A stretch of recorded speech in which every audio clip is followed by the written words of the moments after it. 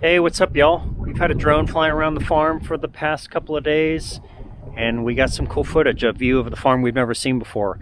It's ugly, but we'll look at it like a blank canvas, different perspective. Enjoy the footage.